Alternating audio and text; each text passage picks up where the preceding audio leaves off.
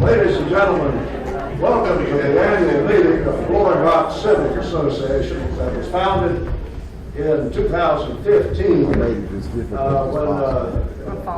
several of us got together and thought that this would be an organization that could be of great benefit to our tremendous town. And isn't it great to be up here in Blowing Rock? I thought you all would enjoy seeing some of these pictures. This is our Blowing Rock Civic Association website.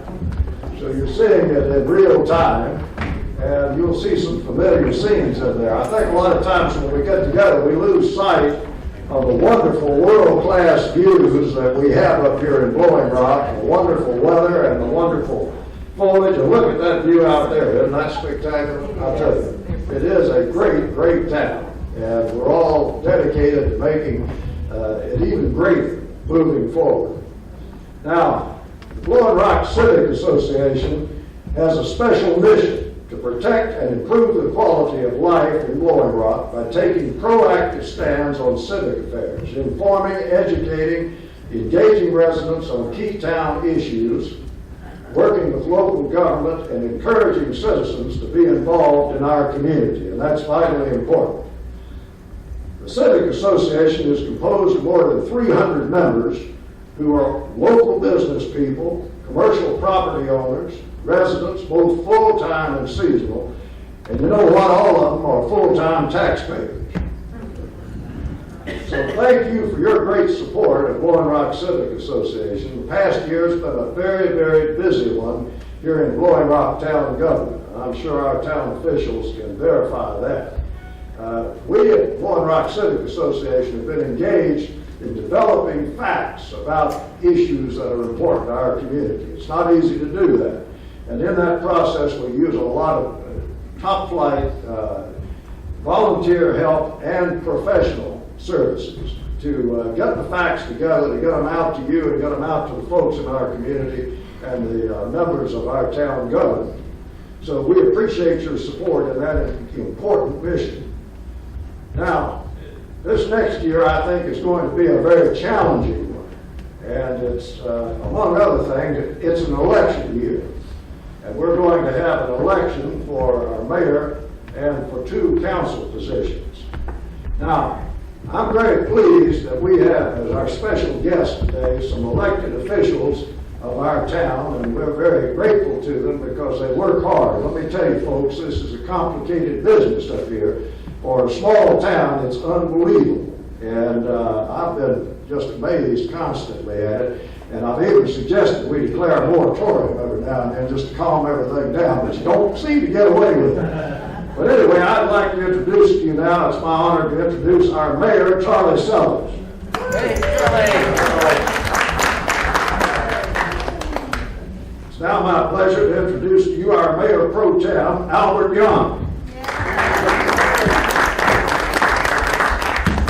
And I'm pleased to introduce our council member, Sue Sweeting.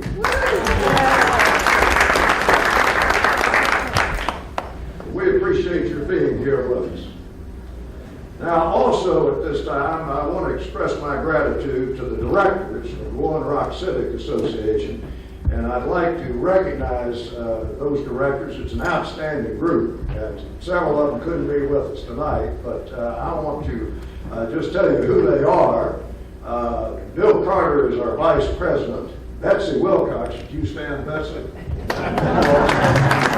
She really has been the one that's kept this operation going. I can already know that. She's been great. But also Brian Beatty, Richard Gamble, Polly is here with us tonight. We're glad to have you. I think Richard's out fishing in Alaska. But anyway, Tim Gupton, would you stand, please, Tim? Let's give him a round of applause. Darren Herdrick's probably downtown working the store hard right now. It's going to be a tremendously busy day and a busy weekend in Blowing Rock. Jean Kitchen is not able to be with us, but she's a great person here in Blowing Rock and does an outstanding job on our board. Dan McLean, would you please stand and be recognized? Let's get Dan. Dan's a very successful trial attorney up in Raleigh and does an outstanding job on our board. Blake Pace is a member of our board. He's out tonight celebrating the 95th birthday of his mother, so I can understand that's a good reason to be out. Senator Tony Rand has had some physical problems and couldn't be with us tonight. Also, Bill Carter's had some physical problems and couldn't be with us. Jim Scott has got some physical problems too and could not be with us. But Julian West, would you stand and be recognized?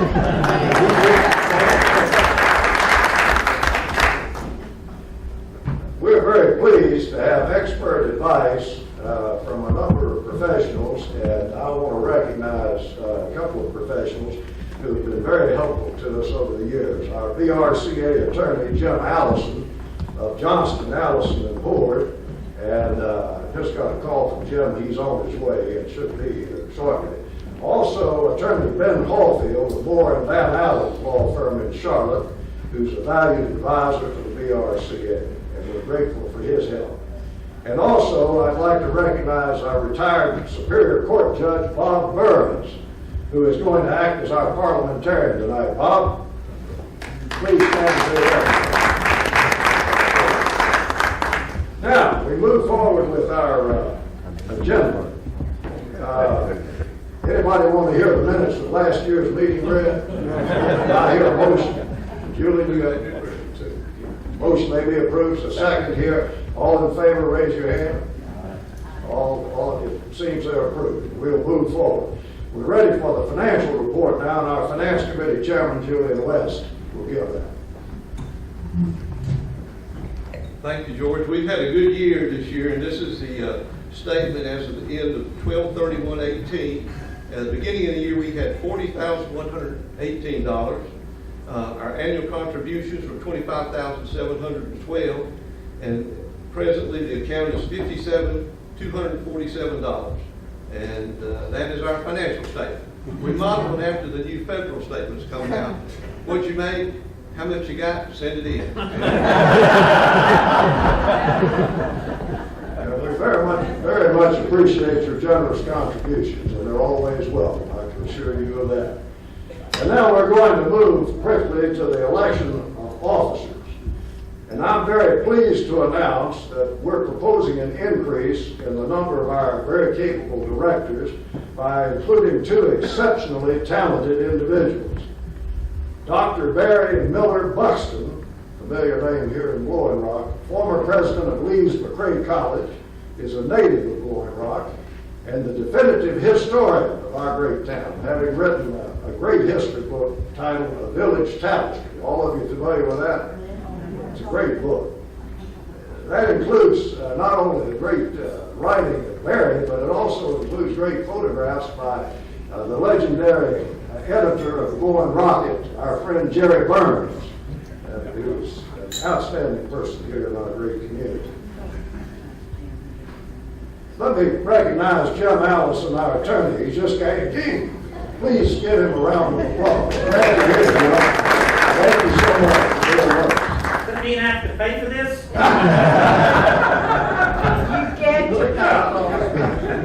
Yes. Glad to have you with us. Thank you. There's some chairs up front here, folks. Come on up and get a seat. You don't need to worry. We're not going to ask for volunteers. Sort of gets like Presbyterian Church. You got to come early to get a back row seat.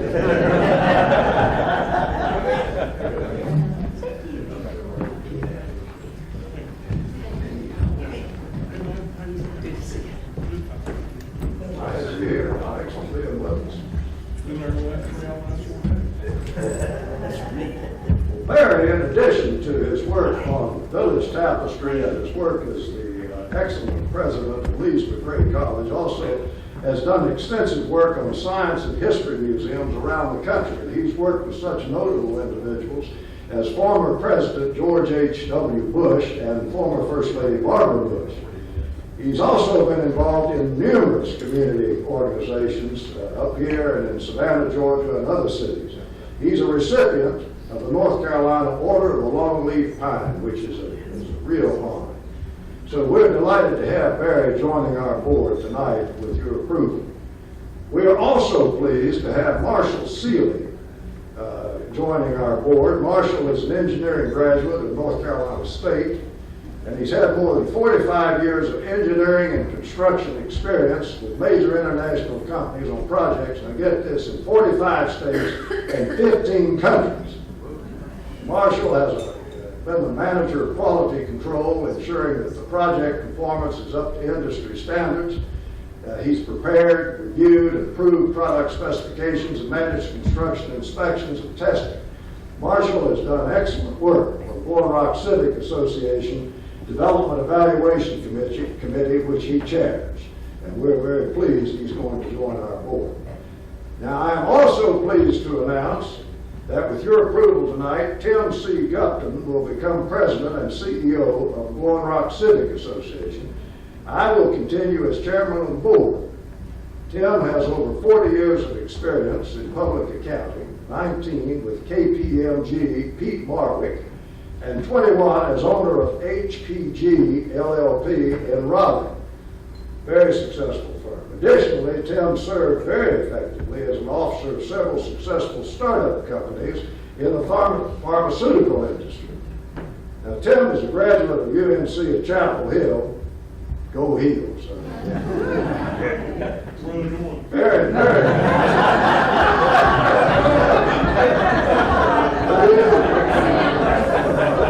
Where are they going? Well, Tim's been very active in our community and has been a very effective member of our board of directors. He's been working on a number of projects. In fact, I've been astounded at the work, the volume of work and the quality that Tim can churn out on a daily basis. It's amazing, really. He now knows about as much about the town of government as anybody, I expect, doesn't he, Shane? Well, anyway, we're delighted that he's on our board and delighted that he's going to serve as our president. Tim is also a member of the Village Foundation Board, and he's very active in the Blowing Rock Chamber of Commerce. So now let's proceed with the elections. Board members Bill Carter, Richard Gamble, Betsy, and George Wilcox are currently serving unexpired terms and will not be in the election. I'm pleased to recognize Judge Bob Burrows again, the chairman of the Blowing Rock Civic Association Nominating Committee. Judge Burrows, come forward.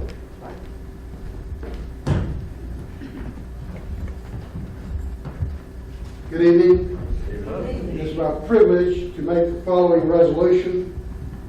Resolved that effective July 25, 2019, the Board of Directors of the Blowing Rock Civic Association be composed of 15 members, 4 of whom have been elected for 3-year terms and will not be on the ballot tonight. 4 of whom will be elected for 2-year terms, and 7 of whom will be elected for 1-year terms. Be it further resolved that the following members be elected to the BRCA Board of Directors. Tim Gupton, 2 years. Karen Herrick, 2 years. Gene Kitchen, 2 years. Blake Pace, 2 years. Ryan Beatty, 1 year. Dr. Barry Buxton, 1 year. Dan McAdams, 1 year. Senator Tony Rand, 1 year. James Scott, 1 year. Marshall Seeley, 1 year. Julian West, 1 year. And the further portion of the resolution is that the following be elected to serve as officers for the coming year. George T. Wilcox, Chairman. Tim C. Gupton, President and CEO. William H. Carter, Vice President. Betsy Wilcox, Secretary Treasurer. That is the resolution that I propose to be passed. Okay. Are there any other nominations? Monkey? I'd like to move that the nominations be closed and the president's slate be selected by acclamation. If the parliamentarian will tell you that I am in order, out of order. Those nominations be closed at the same.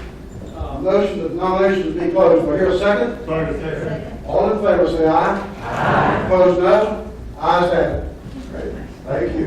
Thank you so much. Thank you, Monkey, for that motion. Thanks so much. Well, ladies and gentlemen, I'm very pleased also to open it up to any additional business that should come before the meeting. Is there any additional business? I don't see any, so we'll move right ahead if that's okay with everybody. Charlie, you notice we do it just like you do, right? Down in the town hall, we just keep it moving, right? I want to say I something. may need your help next meeting. I want to say something, and I'm not on the agenda, but I want to tell you, George and I have worked hard, but without y'all, we were worthless. We had to have your support, and I can't tell you how grateful I am that you all are here. You've supported us financially. Many of you have had to support me emotionally. It's not been easy. It's been a tough year. And I want to let y'all know that we intend for Blowing Rock Civic to be here for years to come. But we're going to need you to help because we can't do it alone. And it's an emotional situation for me because I know every face in here very well. So it's a friendship as well as a fellowship that you all have come together and helped us try to keep the village in the right path. And let us know anytime, give us your opinions because we'd like to know what you're thinking.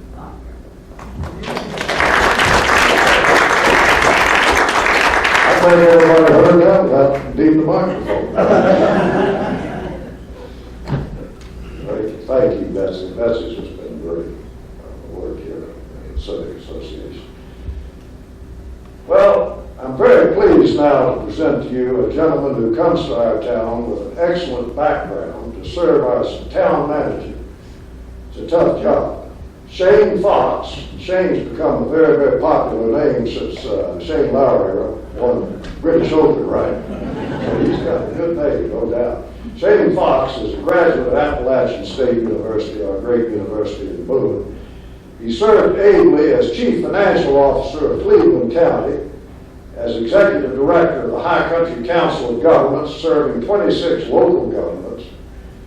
And for 15 years before that, and I think this is important, he had a career in public accounting in Hickory and Burlington. So please welcome our new town manager, Shane Fox.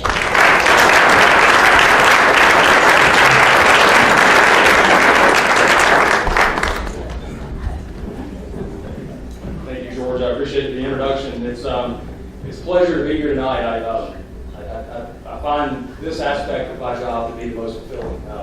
Just a little bit, if I can, and please do, because I can get long-winded and stop me at any point and say that's enough, move on. My background coming out of Appalachian State, like Mr. Evans, was into public accounting.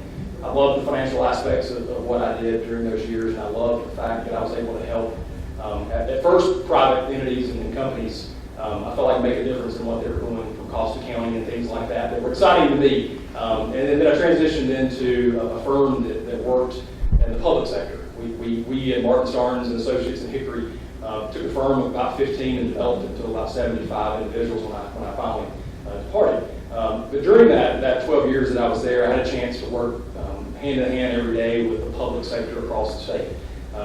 We took about a 15 to 16 client firm to about 130 during that time. And so I had a chance to get experiences throughout the state that really showed me a couple things. One, the varying ways of doing things and how things can be done differently in the public sector, in towns and in cities and counties. But most importantly, what intrigued me was the public interaction. It was the fact that as a town manager or county manager or even within the finance department or public works or whatever department that you work in, you can make a difference in the lives of the individuals that live in the city or town or the county that you live in. So it's a chance to be able to be a forward-facing individual and be a helpful individual. And so that was really my transition, what I really started to be intrigued with the transition into the public sector. The Council of Governments, which is a little bit of a different entity, is kind of a support system for a lot of rural and local towns and counties. I worked here in Boone at the High Country. We supported the 7 counties and 26 municipalities that made up the 7 mountain counties, essentially. And then from there, moved to Shelby and was at Cleveland County as the CFO and a deputy county manager. So I was essentially able to to assist in running the county from a couple of different aspects. But during that time, the increasing knowledge that I was able to gain on the way things are operated really just curtailed into my desire to be in the public sector. And so I stand here tonight, and it really is such a privilege to be here and have a chance to be the town manager for the town of Blowing Rock. I grew up in Granite Falls, which is not far from here.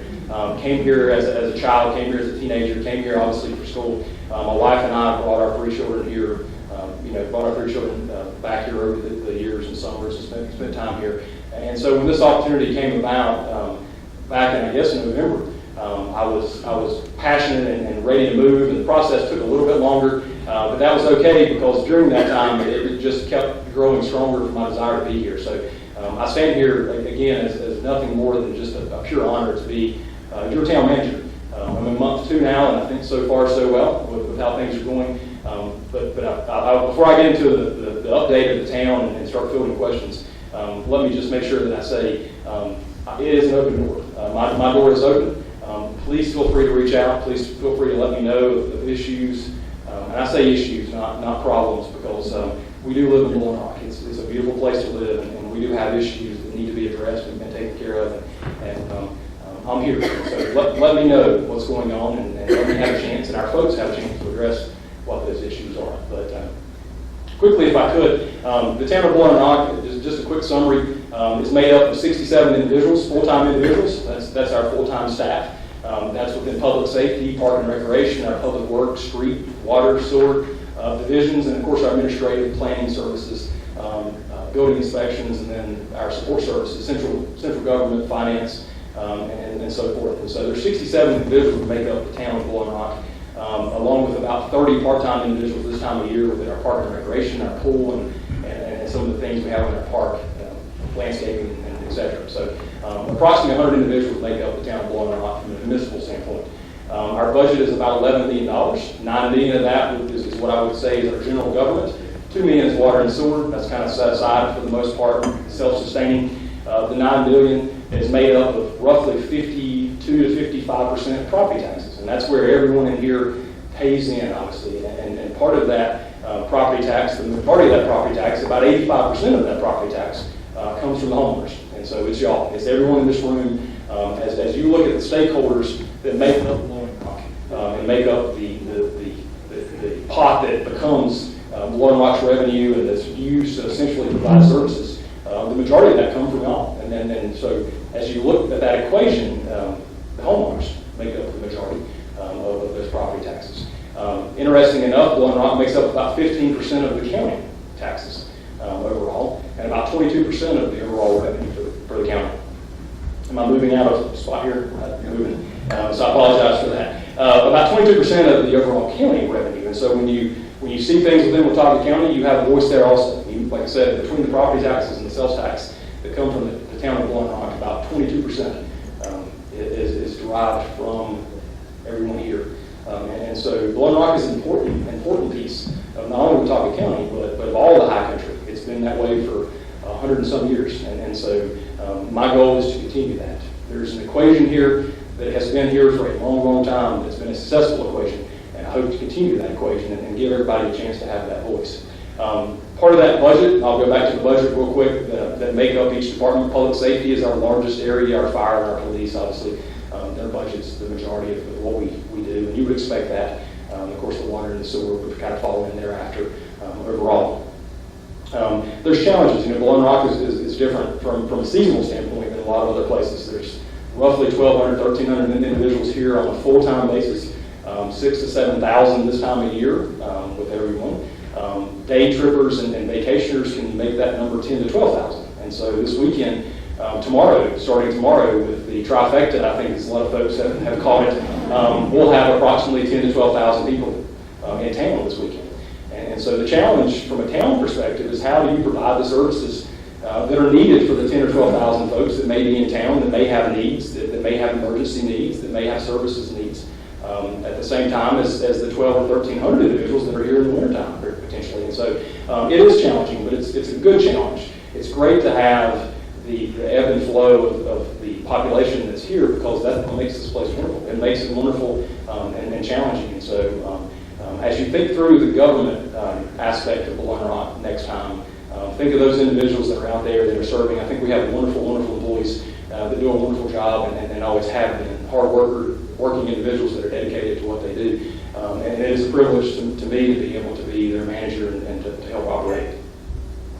If I could, I'll give a few quick updates of some projects that are going on that you see obviously around town, the biggest being Sunset currently.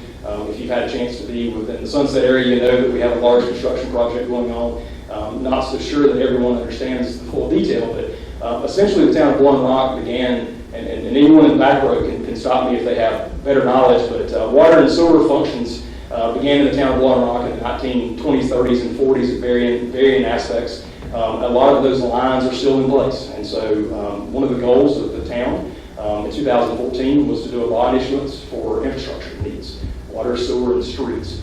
Sunset is a part of that, and Sunset Drive, everything on Sunset from a water and sewer and stormwater standpoint is being replaced with new lines, more efficient lines, more effective lines. On top of that, the landscaping, the streetscape, I should say, the sidewalks, the curb and the gutter, along with the paving will be replaced. And then ultimately the plantings that will take place to really put a stamp on some deemed as one of the gateways into the town of Blowing Rock. And so by the time we get to the end of November, the 1st of December, that project should be complete. And so we're about halfway through, about 5 days short of being halfway through that project that started on April the 1st.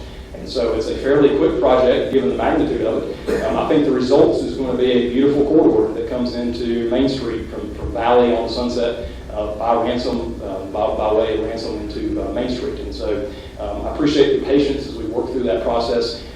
It's a difficult thing sometimes to do construction here, given our weather, especially in the wintertime. And so the timing of this construction was purposely done because it is the best time to work and the most efficient time to work. But Sunset, like I said, is about a I don't know if I said this, about a $2.5 million, $2.3 million project that the town is very proud to have and will be very proud when it's complete. Also, not too far from here, our Sourwood project is very, very close to being finished. They're finishing up the drainage work now. We've had some surprises as you do here within town, as you uncover things, as you remove things and change things. And so that keeps it challenging. And there's been a little bit of delay there. We're about a month behind schedule, but we should be finished within the next month. Paving would be the last aspect of that, along with the ditch work that's being done. That's about a $750,000 project to replace that water line that was definitely in need of replacing. Starting today on Heather Ridge, that water line is being replaced. That's another need that has been there for a number of years because of old lines and rust and things of that nature. And so that's essentially our third current project that's ongoing right now with just water and sewer in mind. And so I think that tells you the need is there and it will continue to be there as we kind of work through that process. Any questions on those, or I can continue on some upcoming projects? I don't want to get too far in advance, and I'm not sure if I have the liberty of taking the microphone here and asking that, but I'd like you to bring them up to date on the short-term rental. I've got it, yes ma'am. Yes ma'am. Any questions on the projects that I've mentioned so far, and I'll be more than happy. I don't want to get too long-winded and have to circle back and lose someone in the audience. And if I'm going too fast, I apologize too. That's one of my shortfalls sometimes. I do speak too quickly. A few projects that are upcoming that we're excited about. The Bass Lake Sidewalk project has been in the works for a number of years. It was also part of the bond issuance that took place in 2014. Just this week, we finally received authorization from the DOT to allow us to start the bidding process, which is wonderful news. I say that because that process with the DOT took a while. It took a while to get through that. We had some easements and right-of-ways that had to be obtained that weren't as easy as you would expect them to be. That process is now complete. So the DOT has signed off and allowed us to start the process of moving forward with the bidding. And so from a time frame standpoint, that will make its way out and about from a bidding. It will eventually make its way to the council in the September-October time frame for approval of the awarding the contract. Construction, we hope, is a 6 to 8 month time frame, which would hopefully put us complete before the summer season next year. As we develop the bid, that is one of the requirements that we will put in. We'll ask that as being as being one of the exceptions to the bid process and to the ultimate award winner, is that the timeline is taken into consideration as we prepare ourselves for next summer. And so that Bass Lake project is about a $1.2 million project. The great news about that, approximately $1 million of that is grant funded. And so it's a $1.2 million project that has about a $200,000 town match that has already been earmarked and was earmarked as part of the bond issuance. And so that's a wonderful thing in the sense that it connects the federal lands to the state lands, which is the town to the federal government and the Cone property, Camden property, and Cone the lake. And so I think that's a wonderful, wonderful thing that has been in the works for a number of years that we're hopefully going to see very close to now being fulfilled. And so that's an upcoming project that you'll see soon, some information out and about, and eventually it'll make its way to the council for approval of that contract and moving forward. But again, that's about a $1.2 million project of about $1 million grant funded. Another project that I think we're excited about is the Middleport Greenway project. That's a larger project that runs between Blowing Rock and Boone. It's a 6.5 mile stretch, of which 1.2 miles lie within Blowing Rock. Again, that's a very large project from a cost standpoint. It's about 2.5 or 2.6 million, of which no local dollars will be contributed to that. The Middleport Greenway individuals in charge of that, the entity and the Blue Ridge Conservancy has done a tremendous job in raising the funds to help with the offset. That's another EFLAP or federal grant. That's an 80-20 grant. And so of that $2.6 million, the majority of that is a federal grant funded. Again, we're connecting federal lands to state lands, crossing the parkway, and ultimately tying into Boone and Blowing Rock. And so I think that's a tremendous project that will see some huge dividends as we go forward. Again, no local town dollars. There's TDA monies that have been set aside, but no local town operating funds set aside for that. So that's another large project. And then one more that I'll mention. Yes, sir. What's physically being done? So physically being done, the trailhead at Tanger, the parking lot that's to the front of Tanger that borders Valley Boulevard, there's a parking lot that kind of showed up one day, I think. It was built, and no one's quite sure what it's for. We get a lot of questions at Town Hall what the parking lot's for. To the front of Tanger, to the left, if you're looking at Tanger, it's to the left. That is the trailhead for the Middleport Greenway. You will be able to park there and take a greenway to the Greenway in Boone, is ultimately what the plan is. It's a 6.5 mile stretch of greenway that will fork around the New River, I'm sorry. And so it follows along the New River to the town of Boone. And so there's 6 phases, one phase of which, other than the trailhead, lies within Blowing Rock. And so I'm speaking towards phase 1. We are to the point now that's moving along. The individuals that are in charge of that through the Middleport Greenway and Blue Ridge Conservancy are close to, I think, bidding that project. And so that project, you'll see things happening soon also with that project as we get into the fall. And so funding has been secured there. Again, no town funding, but it's I think it's a wonderful project that other communities have had in place that have made a difference, especially from your outdoors and individuals that love to come to Blowing Rock for that very purpose. And so that project, from the town of Blowing Rock's perspective, is we're giving them the allowance, and they're essentially using us as a conduit for the funding. So the federal grants come through the town, and we disperse them out to the entity that's in charge of it, and that's how that process is taking place. Yes, sir. As to the Bass Lake sidewalk, will that result in a net loss of parking spots? We currently do not have any parking spots along that stretch of 221. It will be interesting to see how the public uses that stretch once a beautiful sidewalk and curb and gutter is put in there. But we currently do not have any parking spaces along that stretch of 221. And Mr. Miller is here to confirm that statement, I believe. There may be cars there tomorrow and Saturday and Sunday. We shall see, I suppose. There will be. Yes, ma'am. Where will the sidewalk be?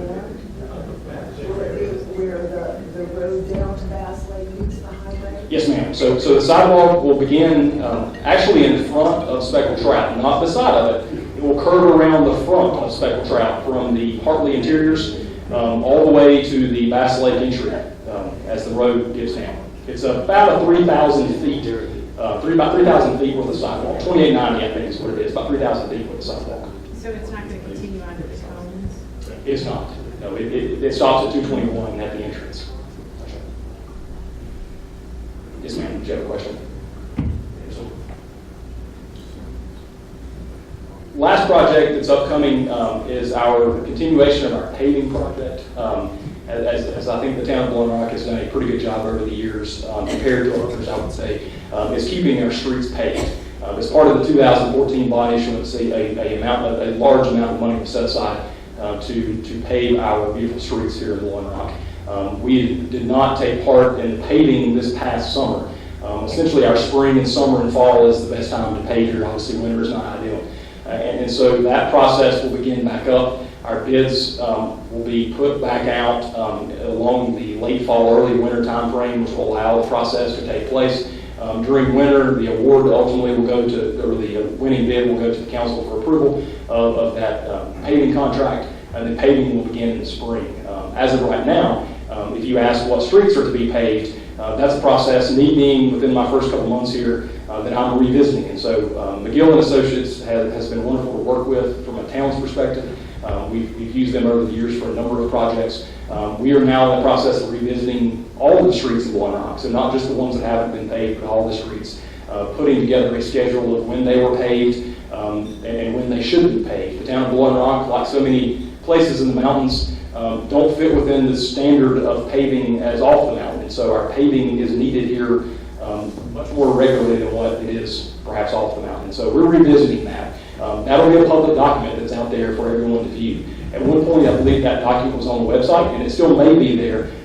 Just know that we're revisiting that document and putting together a better schedule, I think, at this point of what's been done, how long it's lasted, what we're looking at from a paving contract. We're essentially revisiting the process. As part of that, we're revisiting what streets should truly be next. And then from there, what would be left and what that schedule would look like for the following year and the following year and thereafter. And so those are the three projects that are currently either underway or soon to be underway. Bass Lake, the project that is essentially our E-flat project, the Norfolk Greenway, and then paving, which will be coming up very soon. Is there anybody here that feels that their street needs to be a priority? Now's the time to talk. I will ask if you would. I will leave some cards. I am sure that we can share contact information on the website if it's not already on there on the Civic Association website. And as we go through that process, absolutely, we love to hear. The thing that makes Blowing Rock such a wonderful place, and the reason that I really am so pleased to be here is because of the people that's in this room and the people that care about Blowing Rock.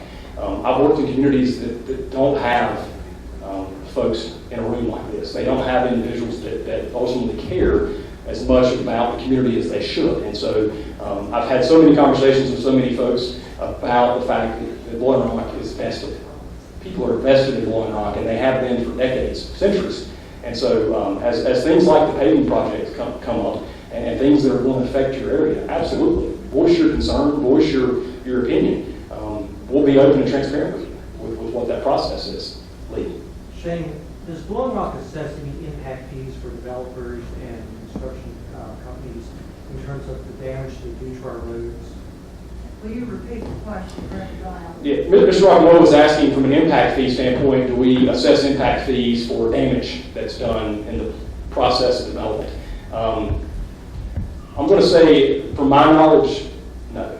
If it has been done in the past, again, if anyone has, from the council perspective, that's not something I've encountered. That's not been something that I've been aware of. And so if it has been, that's not something in the last couple months that I've been faced with. Because this is fairly standard in a lot of communities. Why, I guess the question is, if we don't have it, then should that be a policy that should be addressed? I think it's a fair question. I think as development happens anywhere, there's consideration given not only to the development that takes place at the time that it takes place, but the years thereafter of the development itself. And so I think that's a very fair question, and something that can be liberated, absolutely. Also, I don't know, hopefully y'all will have some suggestions, but I had a fabulous suggestion yesterday. I don't even think she's here, so I can't talk about her. But anyway, Oh, but you can't. in their community. Are you here? She'll know it. In their community, there is money set aside to take and buy up green space. I don't think we have anything like that, but I think a lot of people would be interested in seeing how our green space can be protected. But it takes money. It does. Currently, we do not. That's not something, it's something as we discussed during our retreat at the end of June, so just a few weeks ago, we discussed the potential of setting aside monies in the future, and if that's something that should be a part of the town's overall long-term planning of purchasing property that's available, and whether it be for green space or for other needs. The forward-thinking process is something that was discussed openly. I'm not sure what discussions have taken place in prior years, but I know with me and this particular workshop, that was definitely an open discussion of something that needs to be taken a look at, a hard look at. Do we need to be setting aside potential monies for various reasons, green space being one of those. So I think that's very fair, absolutely. Yes, sir. One more. The trees that were planted along Valley Boulevard, I wasn't here for the council meeting when they addressed the problems with the DOT. So when they replace those trees, going forward, who's going to maintain them? Is that the town or the DOT? So the question was asked along Valley Boulevard, plantings, the trees, the shrubbery that's been planted. You didn't ask the question if any of them were dead, and the answer is yes, they are. There's quite a few of them dead, and I say that jokingly, obviously. The unfortunate part was the timing in which a lot of those were put into the ground. They weren't the ideal time of the year to be planting large shrubs and trees of that nature. However, that was what took place, and so from a timing perspective, those trees and shrubs will be replaced. Am I doing something wrong here? Can y'all hear me? Switch to the blue microphone, turn it on 2 clicks. You're getting some sort of interference. There we go. Is that on? Yeah. Okay. Is it okay to, I'll stand this way, that's okay. The question was asking the timing of the shrubs and the trees that are planted on Valley Boulevard and the upkeep, the maintenance of those. Current replacement will take place between September the 15th and December the 15th of those trees. I think that's a more ideal time to plant trees and shrubs, and I think others would say the same that have been through that process. From December the 15th, moving forward, there's an 18-month time frame that the DOT is responsible for the maintenance of all of Valley Boulevard. They've contracted that out currently with Piedmont Landscaping out of Shelby. No, I didn't bring this with me. I didn't know this folks when I was in Shelby, so Jeff didn't say that. I've had folks ask that question, and so did not know those individuals at entity while I was there, but 18-month time frame from December the 15th. Moving forward, after that, the town of Blowing Rock will maintain Valley Boulevard and the plantings that are there. Mr. Sellers, do you have a question? Well, I just wanted to say, when it comes to managing property, what needs to happen is we as a group and different groups, like the Blue Ridge Conservancy, the Conservancy Trust of North Carolina, they purchase land as green space. That's something we need to focus on as citizens and as groups, and not rely on the town to purchase the green space, because the town's responsibility is to manage our infrastructure, to manage our town, pave our roads. So I really think, and I'm glad that was brought up, because I think we as citizens need to focus on how do we purchase the green space and maintain it. So just a thought, guys. Why don't you all come up with a plan of action and see what pieces are picked up? And I think that could be done. I think Mr. Fox has some information on some properties that will be coming up for sale that he can pass on to, the Civic Association and to others. And say, hey, look, this property is going up for sale. This is what they're asking for it. What do you want to do? It's just a thought. Thank you. A few more updates, if no questions so far on anything else. Legacy Trail, the Legacy Trail was something that, I guess, a change took place during the wintertime. And what happened, I'm not sure if everyone knows the story, but during a tour of the town of Blowing Rock, our risk manager from the league of municipalities in Raleigh took a look at the trail and deemed it somewhat unsafe for various reasons. And so at the time that was done, it was decided to close the trail off. Just the best way to eliminate a risk is obviously to eliminate the risk. And so since I have been here in the last couple of months, I've worked with the state and our risk manager to come up with some different options. And those options are currently being vetted, and the due diligence process is underway. But essentially, those stairs can be reopened if a handrail is put back in place, if a gate is put at the bottom that would stop an individual from potentially falling into the roadway. We worked with the DOT to have them pay for and install pedestrian signage onto Main Street that allows individuals to know that there is potentially folks within the roadway in that area. And then ultimately some signage on the trail itself that helps the town from a liabilities perspective. And so I say all that to say that over the last couple months we've worked through some different options. Some have not been viable. Some have been too expensive. I will tell you that, given the steps and the age of the steps. A concern from losing the steps because of the age of the steps and just the fact that rock and mortar work maybe couldn't take some of the different options. And so I say the update's a quick update to say that we are getting closer every day, I promise you that. Those steps are somewhere in the neighborhood of 80 to 90 years old, I believe, and so it's a delicate thing to deal with, and we want to make sure that we do right. That does satisfy our risk manager in that aspect. And so, yes, ma'am. Point of clarification, where is this? The Legacy Trail, old story.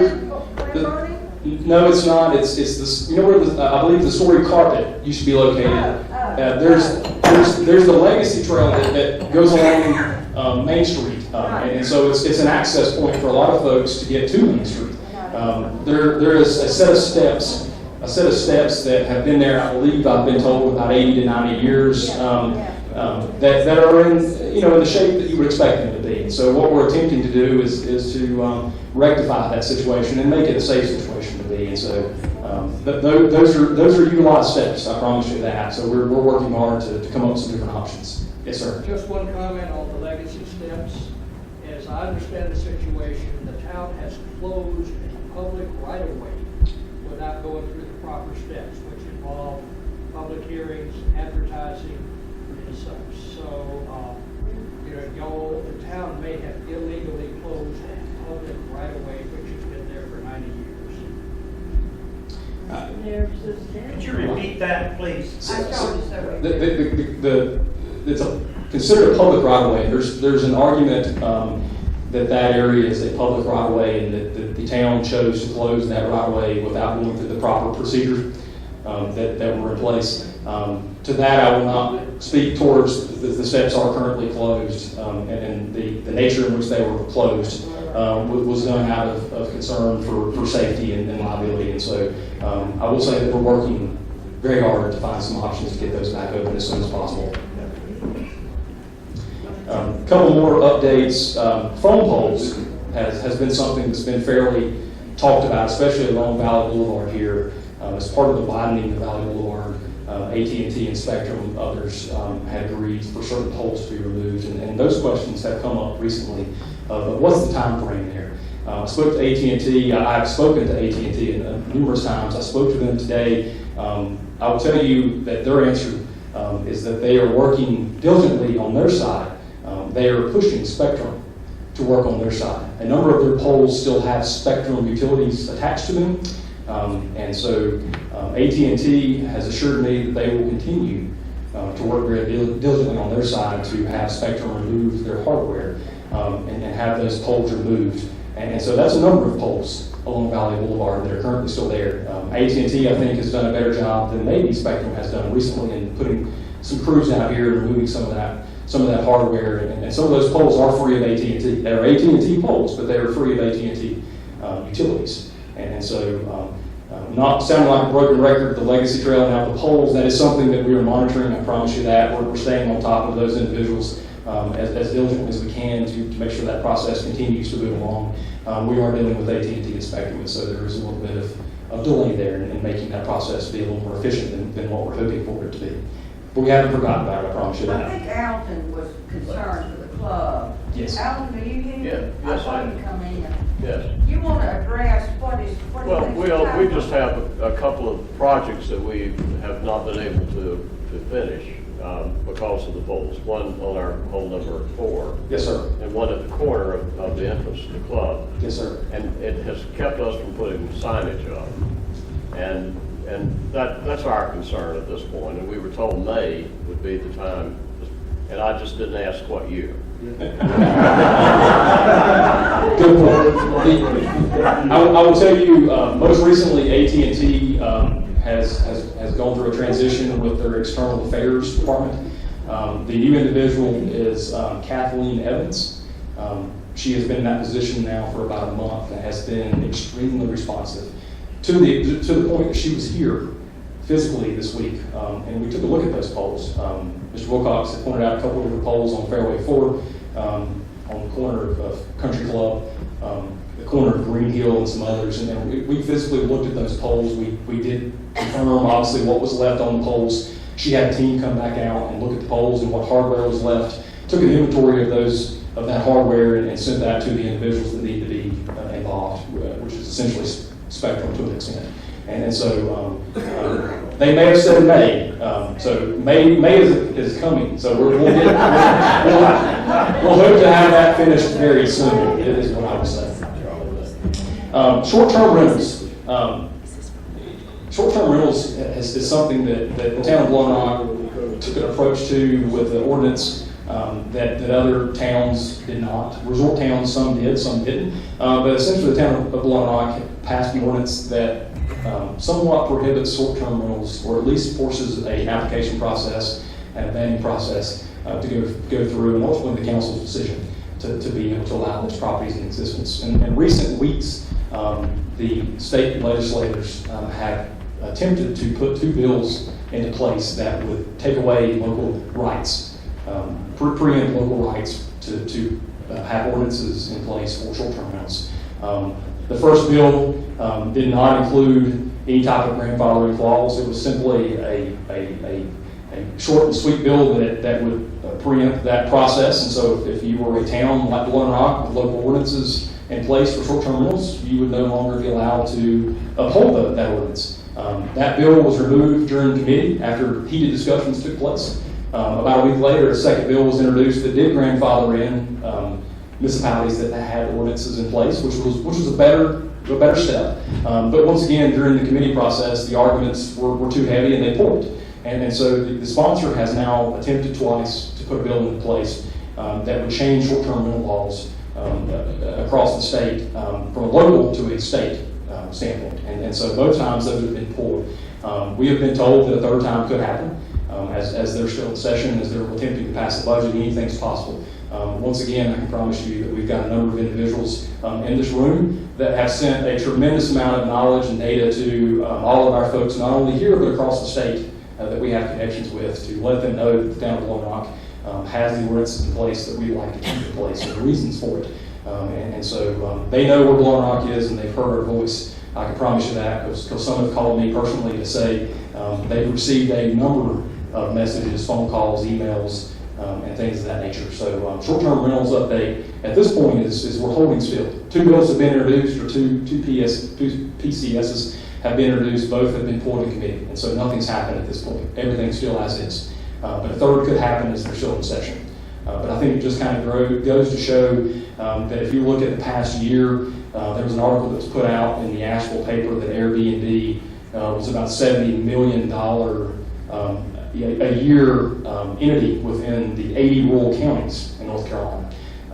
The timing of that article was put out the same day the bill was introduced, and so I won't say anything other than the fact that coincidence sometimes does happen, do happen. But that particular article listed Watauga County as the second highest receiving of benefits from Airbnb, of about $6.1 million in revenue. First being Dare County, obviously on the coast. Obviously, if you look at the list, top 10's a mix of coast and mountain communities, because that's where individuals obviously like to spend their time or vacation time. And so I say all that to say that I don't think this is something that's going away. I'm sure that it's coming back. Our goal is to keep what we have here in place. And that's what our message has been so far, and that's what it will continue to be. And so that's a quick update on short-term rentals. And James? Yes, ma'am. Keep us, y'all responded because we asked you to and told you how and where and who, will you keep us informed as to how we can get more feedback to Raleigh? Yes, ma'am, absolutely.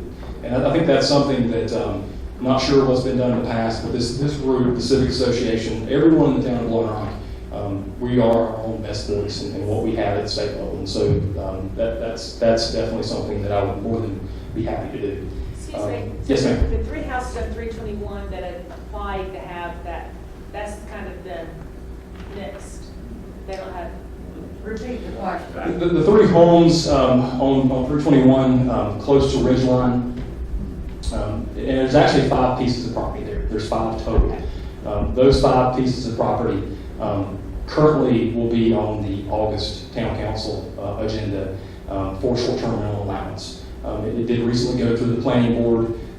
It's just those 5 pieces of property. The planning board did pass that unanimously on to the Town Council for their consideration. And so that's still in the works for those 5 pieces of property. It's essentially, I'll use the term spot zoning, but it's carving out that particular area, just those 5 homeowners. All 5 have agreed, all 5 would like to participate in a rental program if that's something that the council ultimately allows them to do. That'll be on the August agenda at the Town Council. Minimum of 1 week. Correct, minimum of 1 week. Yes, sir.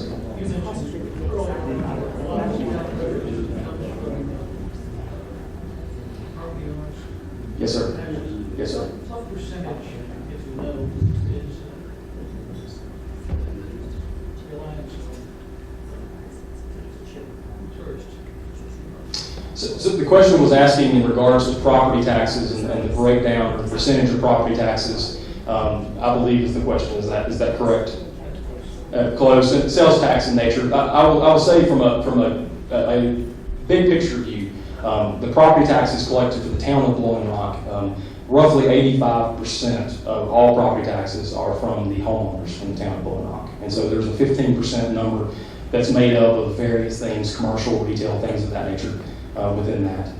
Sales tax is harder to track. That's not something obviously that we ask and have the ability to track as well. We've done some things in the past, I believe, to look at some sales tax data of where that's being derived from, but that's a much more difficult thing to be able to decide and as we look at how Blowing Rock is made up. But approximately 85% of property taxes in the town of Blowing Rock come from the homeowners in the town of Blowing Rock. I wanted to say that this has been an education for me, this business with the state. Local government's a sort of a ward of the state government, and the state government can do outrageous things. And the town doesn't have any recourse but go along with it. And one of the things they have done, this legislature, is they passed the Telecommunications Act that took the authority away from the town to control telecommunications equipment in town right-of-ways or on town property. And by the time we found out about it, I found out about it, one of the councilmen came to me and said, "What can you do?" I called members of the legislature. Let me tell you, the steamroller had already gone over us. And what happens is the lobbying, one of my friends, the state senator, said, "Well, the AT&T guy just left my office." Yeah, isn't that something? But anyway, you'll see right outside the club the results of that. These are the small telecommunications unit on that utility pole coming into the club. Now, is this obnoxious? Not necessarily. So what is of concern is there is a tendency to take the authority away from local government. So I would not be surprised to see anything on this short-term rental saying hit in the dead of night, sort of. Because the lobbying up there, folks, is really tough. And they're spending lots of money. They're flooding Raleigh with lots of money. And I mean, it's just really rough, hand-to-hand combat. And a lot of the legislators even don't know what's going on. When you call them, they'll say, "Are you sure this bill says this?" "Charlie, you know that. We've talked with them. Sue knows it, Albert. We've talked with them." They don't even know what's going on. And the leadership knows, and they'll put these things through. So the point is, keep in touch with your local folks that you know in the state legislature, the state senate, and tell them, if you have concerns about this short-term rental thing, then you need to talk to them about it individually and keep talking. Agreed, and I would add the two bills that were introduced for short-term rentals. I would say that we had approximately maybe 12 hours notice or 14 hours notice on the first, and maybe less than that on the second. It's that quick of a process, and that's due to the fact that we do have individuals that represent us in this area that care, and so we as a community have voiced concerns with certain things and given them some indications of things that could come up to allow us to get a chance to get in front of it. But absolutely, it's a very, very quick process, unfortunately, and not everyone's a part of that, and there's a reason for that. There's a reason, obviously, that not everyone's involved, sitting at the same table, hearing the same message necessarily. Just a couple more things. Again, if I'm being long-winded, I apologize. I want to take as many questions as I can. The county EMS service has been something that's been discussed here. I want to let everyone know that there's a meeting coming up, and I just found this out today, so if I look towards the council, I'll tell you for the first time today. August the 7th, there's a county meeting that will be taking place that I'll be a part of. I want to make sure Blowing Rock is represented in this meeting. Blowing Rock currently doesn't have an individual that serves on this advisory committee from a town government perspective, or from my perspective, from a manager or elected officials. And so there's a meeting coming up in August that I'll be a part of to voice the need for EMS services here. One of the things and the luxuries that I think that I had at Cleveland County was I was essentially a direct report to our public safety individuals, sheriff's department, EMS, fire, things of that nature. And so I've got a decent amount of knowledge, I feel like, from a county's perspective, where they're coming from. And so I'll say not much more on that particular topic other than the fact that Blowing Rock does have the data, does have the need. It does have a desire, but ultimately it's an essential service that we don't have here. And that will be a push that I will make during that conversation, is that the data doesn't lie. We have individuals that need the service here, and we need a continued funding and continued service to be put into place here. And not my personal preference is not part-time. That needs to be a full-time. That needs to be a 24/7, at least during certain parts of the year, certain times of the year, absolutely. And so want to make sure that I pass that along as a voice for you and for Blowing Rock. It's a need. It's an essential service that should be here, and I will report back as that process continues on. Lastly, I want to talk just a minute about the building permits and some of the things that have taken place here in the town over the past year, and how this year looks different maybe than what other years have. A lot of construction taking place, a lot of work trucks. If you go up and down any street, you'll see a work truck somewhere doing something. New construction in Blowing Rock is difficult, but other than a demo and a rebuild, it's difficult to find property in Blowing Rock to look at from a new construction standpoint. So I don't think that's a fair thing to compare. What I would like to give an update on is you look at our renovations, our building permits. This first 6 months of 2019 compared to the first 6 months of 2018, we were approximately 30% ahead of where we were last year from a renovation standpoint. And so the work trucks that you see out and about among town are essentially doing remodeling. From a number standpoint, it's almost double. At this time last year, through the first 6 months, we had about $2.2 million worth of building permits pulled from a renovation standpoint. That's over $4 million this year. So not only is our number quantity increased, but the overall value of those projects have increased. Last year at this time, we were averaging $20,000 projects. This year, we're averaging $40,000 projects. And so I think what you see among the town is a lot of work that's taking place and a lot of investment being put back into the town. And overall, I think that's a lot of the activity you see. Commercial-wise, I think you know the two this year that have taken or are in the process of taking place. The Inn at Cornish is the only current new commercial permit that we've issued. We have another that should be issued tomorrow or Monday, and that would be for 1150 Main. And so that project is ready to move dirt starting next week. And that was something that was discussed just today. The final pieces of that design were put into place. I had a meeting just late this afternoon, right before I came here with those individuals. And so that process should start next week. So a building permit will be issued for 1150 Main either tomorrow or Monday. And so that's another project, obviously, on Main Street that's been talked about and discussed for a number of months now.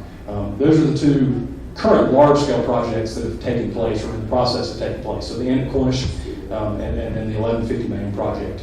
Yes, sir. What's going to be built at 1150? It's a mixed use of retail and residential, and so it's a fairly good sized project. It's about $2.5 million project that's going there. So it's a mix of storefronts, residential or retail. I'm not sure if restaurants are part of that. I may misspeak if I say that it is or could be, but it is zoned to be allowed to. And then some residential properties above that on the backside of that property. Yes, sir. Is that condominium or Condominiums. Yeah, I would. Yeah, six of them. Yes, sir. I have a long-term concern about the development of 321 bypass. When the developers understand that that thing is ready for development, you guys are going to see permits coming, and you're going to feel like you're drinking water out of a fire hydrant. And is there any hope that Blowing Rock can get some professional help in an overall plan to develop the 321 bypass? Let me answer the question maybe in a couple parts. Let me first say, currently, there is a ad hoc committee that's in place. And that ad hoc committee, as of last council meeting, the July council meeting, was charged with the council to continue with an overall visioning of Valley Boulevard. Who's on? Ms. Sue Sweeney, Mr. Albert Yount, Pete Gerini, Joe Bogdan, John Aldridge. Help me out with anyone else, as I'm still new enough not to know all the names. Spike Bachman.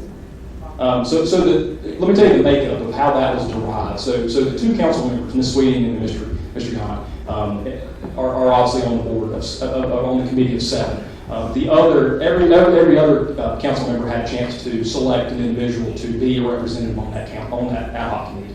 And so that committee is made up of 7 individuals, 2 being elected officials, 5 being the choices of those elected officials. And so that ad hoc committee was charged by council in July to proceed forward with an ultimate vision of what Valley Boulevard should look like, or what a suggestion of what Valley Boulevard would look like. Part of that process, monies have been set aside, earmarked, for the potential of hiring a professional individual or entity to assist in that process. Ultimately, the budget lies with the council, and so this committee's next step is to continue to move forward with that visioning process, and ultimately potentially give options to the council of what that professional entity would look like, and hiring that professional entity to assist in that visioning of what Valley Boulevard ultimately would look like based on what everybody's thoughts are. I have a question about that. Yes, ma'am. Who's involved in the visioning process? Is there public response there? Do you all having focus groups and that sort of thing, or is it just this committee? So currently just the committee, but that's not, it won't end with the committee. So the committee has been in place now for really, I would say, 2 meetings. I think 3 officially, but 2 meetings really to start talking business. Those 2 meetings discussed, once the decision was made by the council of what the charge was. So the last meeting essentially was what was our purpose? What's the purpose statement of this committee, and then what action items would potentially look like from this committee? And then that was taken to the council in July, and the council essentially approved it and gave the go-ahead and the charge to move forward. The next steps is obviously to look towards the overall community and what that would look like. And Ms. Sweden, you may want to speak, or Mr. Yount, to what that thought process is, but correct me if I'm wrong, but I think all these things have been discussed openly within that committee of where do we go, and now that we kind of know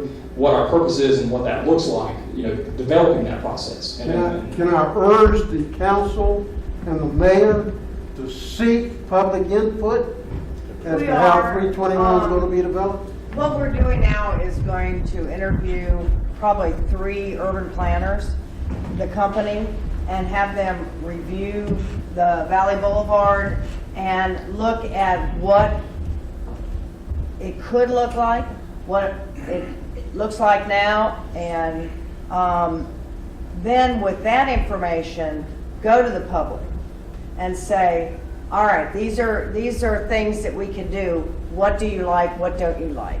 So you have to have something to take to the public, or it's just going to flounder. So that will be, probably meetings within the community. And we would like to do it at a time when most residents are here. So it may be next, right now we're pushing October, and I don't think we're going to be able to get an urban planner and get the ideas to be able to put out, or it's going to be in the winter, which I think is not a very good time to have the maximum input. So it will be when people come back, so that we can have more people reviewing it and saying, I like this, I don't like that, and then, put price tags on it. So. And the last piece of what I was going to add from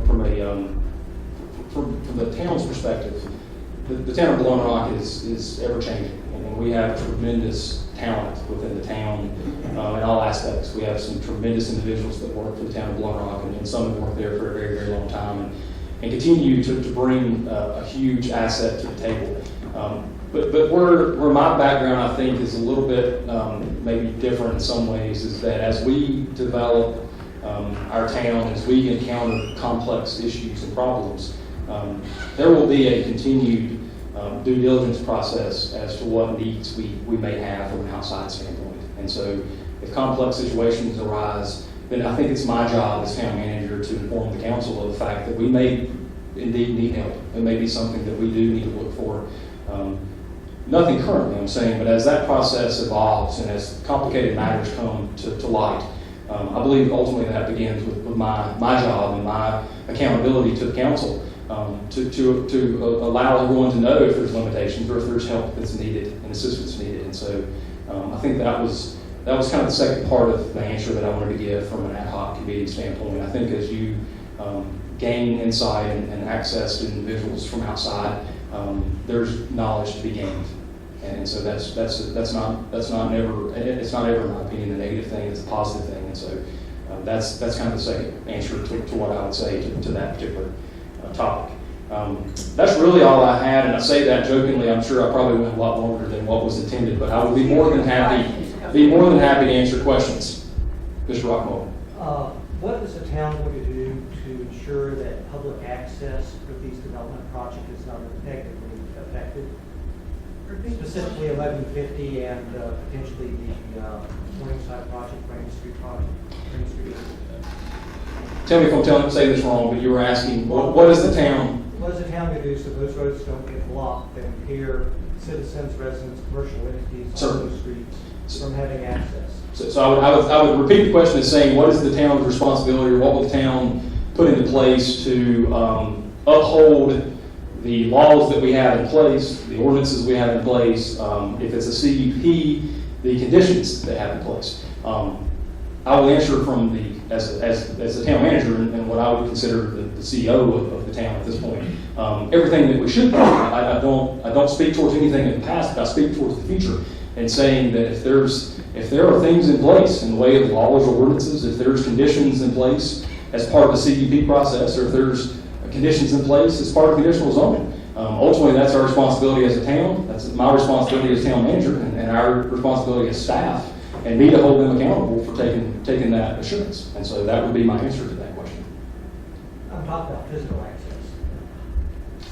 Street access. And so I would follow that within the laws of the town. And so Mr. Miller would be charged with doing what he does on a daily basis, which is upholding the laws of the town of Blowing Rock. And so if there's individuals that are blocking access or doing things that obviously are impeding or not allowing individuals to proceed or to do whatever the case may be, if that falls within that same umbrella of an answer, I would say, is that's ultimately our responsibility, and ultimately it lies with me, and it's accountable to me.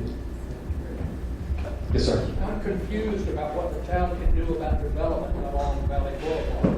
If you currently own a piece of property on Valley Boulevard, or if you buy one tomorrow, is there any reason you can't come in and apply for a kangaroo quick stop or a 40-unit motel or whatever? I mean, if it's permitted under the present laws, how are you going to change the law to, prevent people from doing that in the future? They're grandfathered in if they already own the property or Repeat the question. The question was asked along the lines of, I think, Valley Boulevard, and this particular question, how do you prohibit what we don't want, I guess is maybe the best way to say it. So if we put together a vision of what we do want, how do we stop what we don't want, right? Is that a fair summation of what's being asked? Can you stop it from coming in? I will say that there's different, so Valley Boulevard, like everything else in the town of Blowing Rock and the city limits, has current zoning restrictions. It's zoned a certain way.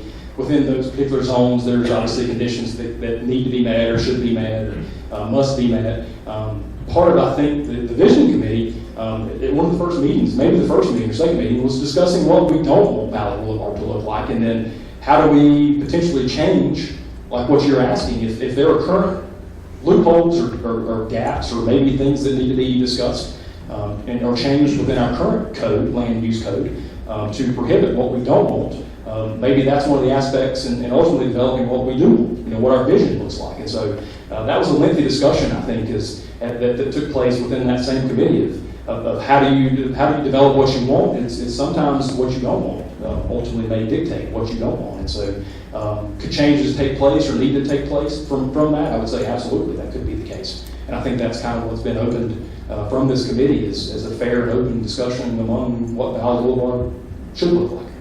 And so currently, I will say without going into a great deal of detail because that's not my expertise, box stores, things like that, there are great limitations in the town of Blowing Rock to stop things from taking place that maybe other counties have. Now that's not saying that there's a fail-safe of any sort. There's loopholes and things that take place. And ultimately that's our responsibility to hopefully allow the council a voice in making that decision, ultimately if they want to make a change with it. Yes, sir.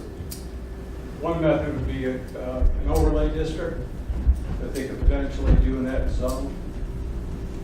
That could be considered. Correct.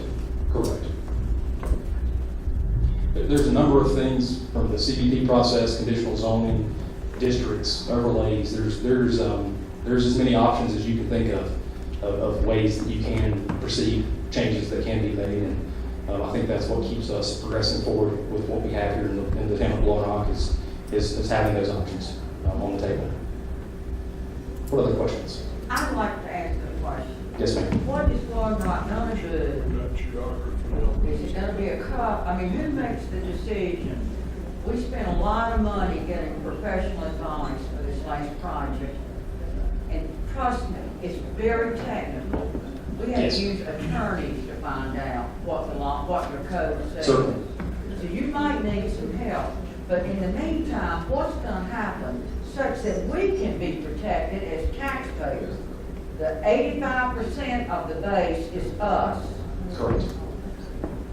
So currently, I believe the topic that's being asked by is with the CUP process that's currently in place and the last development that was a part of that CUP process essentially. I would say that the council ultimately has the decision, and I think it's on, first and foremost, the staff, it's on the planning board, it's on the ad hoc committee, it's on individuals that make up all of who we are from a town administration and from an elected official standpoint to discuss those options and what is potentially out But there. who decides? I mean, So the CUP process, I believe, was put into place in the town of Blowing Rock in 1984. And so it's been in place for about 35 years now. And that was a legislative decision. That process was put into place by the council at the time, and it's been in place for 35 years. Any change to that particular process will go back through the council ultimately to make a decision to change that process. Is there some discussion going on? There are, so at the last council meeting, the question was asked prior to the council meeting by one of our elected officials to have our staff, Mr. Rockrock, speak towards conditional zoning. And he gave a brief summary, I think, is what I would say, summation of what conditional zoning is and what it looks like. I believe that has begun the dialogue of what's out there and what options are. And so part of that ask to me was then a charge to our staff to put together what I would call a white letter that detailed out some facts, some pros and cons of what that would look like. And that was shared at the last council meeting. And so from there, discussions continue. Do you ever open it up for public debate? I mean, not one person in here, they have paid legal fees, but not one person was a professional in here that could talk. Can y'all tell I'm pretty angry? Yes, ma'am. So I will give. There needs to be some resolution of peace for homeowners.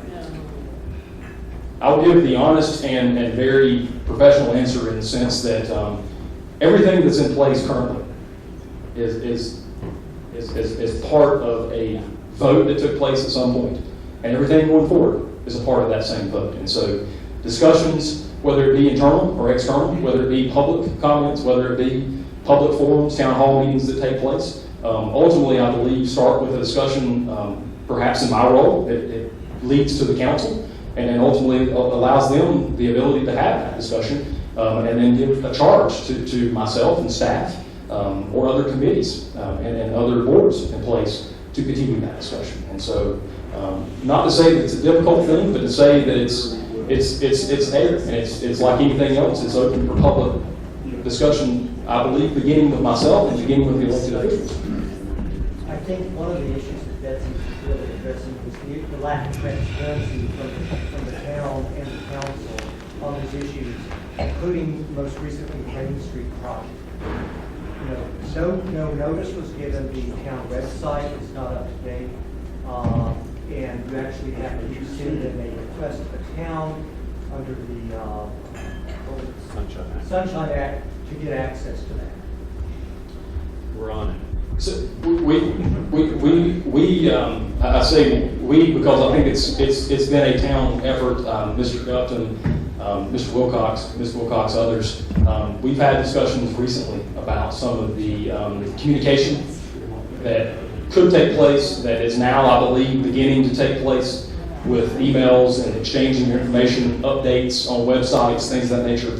Again, I can't speak towards the past, but I can speak towards the future in saying that we as a local government should be the most transparent organization that you have within the town.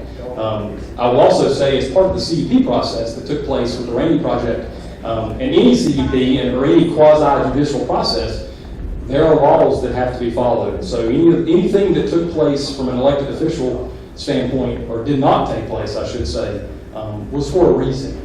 The unfortunate side of some of the transparency, I will continue to work towards. If they aren't being rectified, they will be rectified. And I promise you that we should be and will be the utmost transparent organization within all of Blowing Rock, and should be.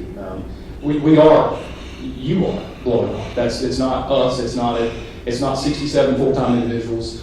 It's not 5 council and a mayor. It's everyone within the town of Blowing Rock. That's who Blowing Rock is, and there shouldn't be anything that's not shared that can be shared, I guess I should say. And there's limitations to that. I know you know that.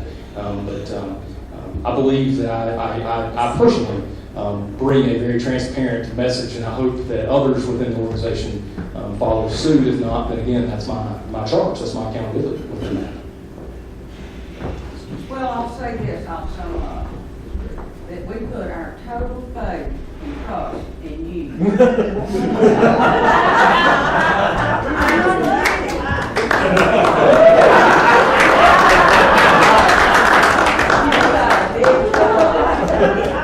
Because we have suffered through some real issues that you can straighten out. Only you have that power to do it. Certainly. The mayor begs your pardon. I beg your pardon. We rely on our town manager to run our town. We rely on our town manager to oversee our department heads. We rely on our town manager to notify us of upcoming issues, which he's done a really good job with. And we've all been through numerous town managers. And what's been really unique with this whole situation is we've gone from one town manager that's brought some things to the plate. We've gone to the next town manager that's brought more things to the plate. And each time, We have progressed in a positive manner. What we have to do as citizens is continue being vocal and say, hey, now it's Mr. Fox, what's going on with this? Can you keep us up to date, like you said? Okay. But it is council's job to handle procedures, vote on issues that the town manager brings to us, okay? But my whole point is, we can't dump the whole town on him yet. Give it a year or two, okay? We'll try. Now, I'll just remind everybody, the tree mess, let's just call it that, was a state function. Blowing Rock had nothing to do with planting trees. We told them it's not the time, and they wouldn't listen. So, okay, they're gonna do it again. The next thing is, this gentleman, I think his middle name is letting council know what's going on, because we know what's happening now. Sometimes that didn't used to happen. And this is the guy that striped Green Hill Road. It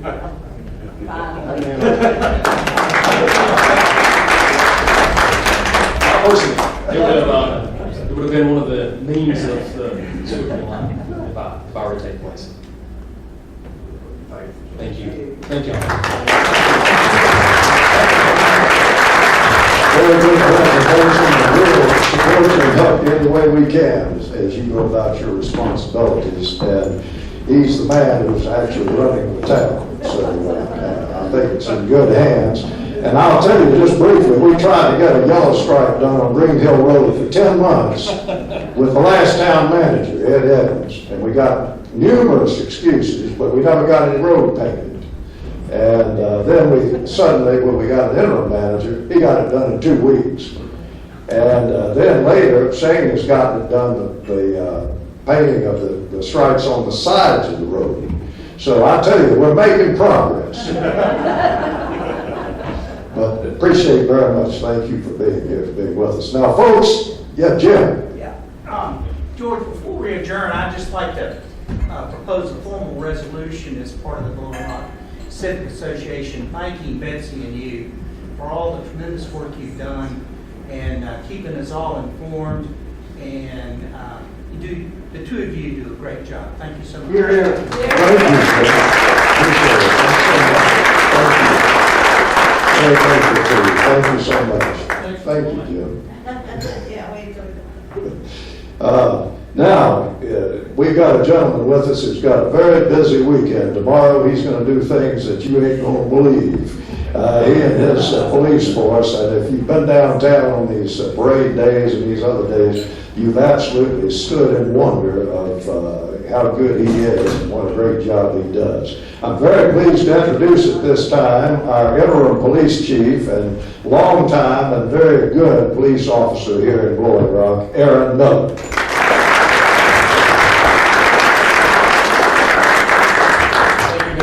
Steve, would it be a problem if I swapped the mic out of this? No, you're fine. Just pull that one out and put that one in. And pull it down. That'll work.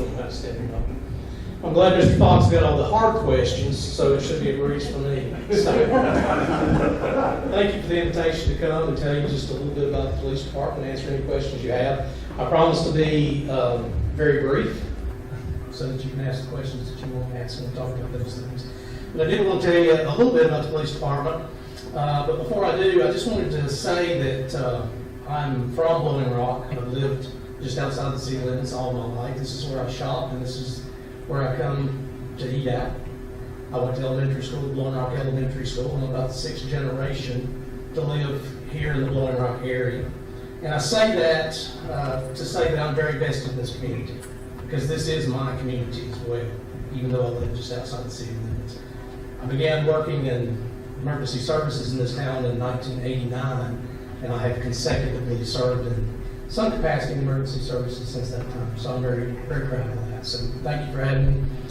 The Blowing Rock Police Department, we have 13 full-time staff.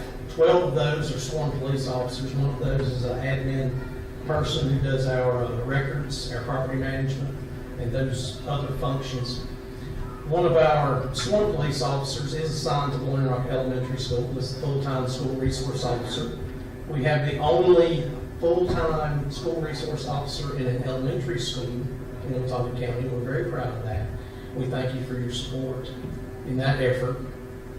We are supplemented because we're seasonal. We're a very seasonal town. We're supplemented by some part-time staff in the summer months. We have 4 or 5 part-time police officers, and we have 1 part-time seasonal parking enforcement attendant. He's the guy that y'all run from when you see the stick. The Nazi, yes. There's different names around town. Mike Barfoot is actually a great ambassador for our town. He's constantly giving directions and directing people to the right place, to the restrooms and restaurants and all those other things. So we're thankful to have him. Our police officers, the 12 full-time police officers, they work 12-hour shifts. Of course, we have to cover 24 hours a day, 7 days a week. So what that means for our staffing levels is that at most times, our goal is to have 2 police officers working at one time, and that's usually all there is. So sometimes during the daytime hours, we might have 3 or so, but most of the time there's only 2 police officers working. Sometimes people think that we have a huge police department with unlimited staff and we can do a lot of things. And we can do a lot of things, but we are staff limited. When you talk about staffing levels nationally, the average for police officer staffing is between 1.5 and 2.5 police officers per 1,000 people. Mr. Fox talked earlier about the population changes in Blowing Rock that occur seasonally. So that's very difficult to manage. And if you do the math, in the winter months, we're probably a little staff heavy. In the summer months, we're pretty short. So we try to maintain a number that averages out year-round. We can maintain what we need to do in the summer and not have too terribly many folks in the wintertime that we don't necessarily need. Some of the things that we concentrate on in the summer months, of course, we're very busy with events, traffic management, keeping traffic flowing. In the winter months, one of our primary concerns is property protection. Because as you know, in the wintertime, several of our communities are sitting empty. There's entire communities with nobody in them. So one of the things that we try to do is do a lot of property checks and patrols. We have programs in place where you can call us up, fill out a quick form in the winter months if you're leaving for a winter home, and we'll be happy to check your property periodically through the winter, and we'll have all your contact information. So we do encourage everybody to take advantage of that. We have your contact information and the means to contact you if there's any problems. Over the last 12 months, we have undergone some significant turnover at the police department, and that happens every 4 to 5 years. It seems like we go through a period of heavy turnover, and there's different reasons for that. We had 2 retirements. We've had some officers leave for state positions and other jobs, so that happens. But I am pleased to say that starting Monday, the last 2 positions that were filled, those 2 individuals will be coming out of field training, so we'll be back to full staff starting Monday. The staff that we have, the Blowing Rock police officers, the total calls for service that they generate and that they are dispatched to so far this year has been over 4,100. So we run between 8,000 and 9,000 calls and officer-initiated calls for service per year. So that's quite a bit for a small staff that we have. Crime rate in Blowing Rock, I'll just touch on that quickly. If you ever Google Blowing Rock, and some people Google and look at the crime rate in the neighborhoods before they decide where they're going to move, if you look at our crime rate, it's probably a little too high. And that's because of the population shifts that we talk about. We only have between 11 and 1,200 people that call Blowing Rock their full-time, year-round residents. So when they start looking at the statistics and the number of crimes that we have reported, that number is based on a town with a population of 1,100. And like Mr. Fox said earlier, we can have as many as 12 to 14,000 people in this town at any given time during our busy summer months on an event weekend. So the crime rate is a little misleading. I do think Blowing Rock is an extraordinarily safe place to be. We have almost no violent crime. We do have some occurrences of property crime from time to time, but it's not too much. In my job, and because we're a tourist town, I get to meet and talk to people from all over the country, and that's one of the bonuses of my job. And they always say to me, I bet it's really great to be a police officer in Blowing Rock. And I can look at them and honestly say, yes, it really is. It is great to be a police officer in Blowing Rock. The support that this community gives their police department is extraordinary, and we see that every day. And we thank you for that very much. But I also have to say that it's probably one of the hardest police departments to work at that I've ever worked at. In my 30 years in law enforcement, I've had the opportunity to work for small departments, medium-sized departments, and a little bit larger departments. And what makes Blowing Rock so difficult is that we're required to be masters of all the trades. I spent 8 years working for the city of Hickory, for example. In the city of Hickory, which is not, it's not Charlotte or Raleigh, it's a little bit larger department, but it's not what I would consider a huge department. You have a patrol division, you have an investigations division, you have a special operations division, a community services division, a support services division. We had an animal control division, a parking division, I could go on. And this is at the Hickory Police Department. In Blowing Rock, we have one division. So all of our officers have to do a multitude of different tasks, and they have to be proficient in each of those tasks. When you call for the police, you expect the police officer that comes to be professional and proficient regardless of the call.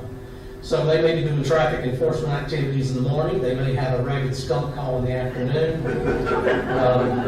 They may have a business break-in, and if they get a call to a business break-in, they respond to the call, they make sure the scene is safe, they become the crime scene technician. They are the investigator that has to investigate that crime, and that could take days of their time, days that they're off of the road working on this one incident. So it's really difficult in Blowing Rock from the staffing aspect to be good at all those different jobs. And to be successful at that, we have to do two things. The first thing we have to do is we have to hire the right people. And sometimes that's a challenge. And sometimes we have people that may not fit in Blowing Rock, and we try to recognize that early and make corrections. And it's not to say that they're a bad police officer or a bad person. And they just may not fit into our community and be able to master all of these different tasks. The second thing that we have to do is training. We do an extraordinary amount of training at the police department. Just to complete basic law enforcement training, which makes you eligible to become a police officer in North Carolina, is 616 hours of training. It's about 5 months. Most of the time you're not being paid while you go to this training at a local community college. Once you complete that basic law enforcement training, the hiring process is very tedious to get sworn in as a police officer in the state of North Carolina. They're very particular, as they should be. That process can take a couple of months, and then once you're hired, we have about a 12-week field training program for new police officers with no experience.